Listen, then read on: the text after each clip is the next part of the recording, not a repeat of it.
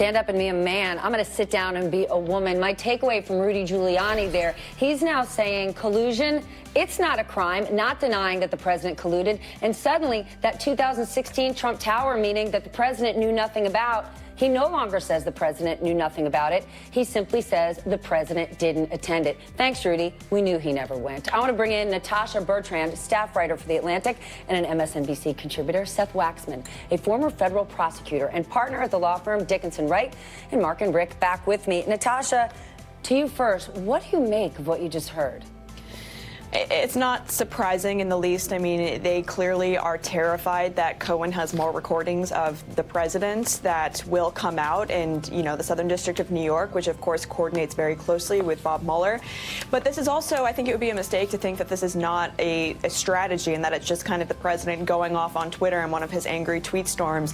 The president understands the power of repetition, and, you know, we're very close to the midterm elections. And so I think that this is definitely a strategy to kind of consolidate his base and kind of rally them around this idea that the Mueller investigation is a witch hunt and a conspiracy, because this talking point that Mueller has conflicts of interest, that was put out there by the president's team in the very early days of Mueller's appointment. The whole talking point, the whole idea that Mueller was conflicted out, that he couldn't possibly carry out this appointment credibly, was used from the very beginning to undermine the entire investigation. So that is not a new strategy, but of course it is also factually inaccurate, because ethics advisors have said that he has no conflict of interest. But Natasha, you and I both know this. We cover the White House. We speak to people in the White House.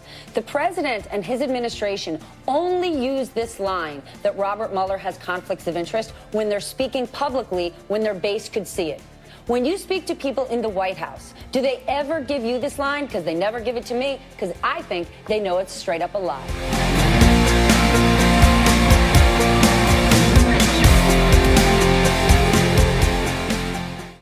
You spoke a bit about Iran today and your discussions, and I'm wondering if you could tell us what you think Iran needs to do to reduce some of the tensions. And you've met with the leaders of North Korea and Russia. Are you prepared also, are you willing to meet with President Rouhani, and under what conditions? And have there been any preliminary discussions about something like that? I'll meet with anybody. I believe in meeting. The Prime Minister said it better than anybody can say it. Speaking to other people, especially when you're talking about potentials of war and death and famine and lots of other things, you meet. There's nothing wrong with meeting. We met, as you know, with Chairman Kim, and you haven't had a missile fired off in 9 months. We got our prisoners back. So many things have happened so positive. But meeting with people, I had a great meeting, in my opinion. Of course, the fake news didn't cover it that way, but I had a great meeting with President Putin of Russia. I think it was a great meeting in terms of the future, in terms of safety and economic development and protecting Israel and protecting everybody. I thought it was a great meeting.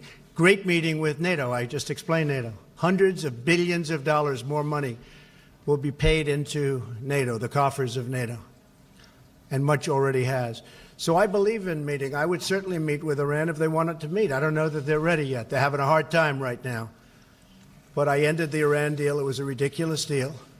I do believe that they will probably end up wanting to meet, and I'm ready to meet anytime they want to. And I don't do that from strength or from weakness. I think it's an appropriate thing to do. If we could work something out that's meaningful, not the waste of paper that the other deal was, I would certainly be willing to meet. Do you have preconditions for that meeting? No preconditions, no. They want to meet, I'll meet. Anytime they want. Anytime they want. It's good for the country, good for them, good for us, and good for the world. No preconditions. If they want to meet, I'll meet. Prime Minister, I wanted to ask if you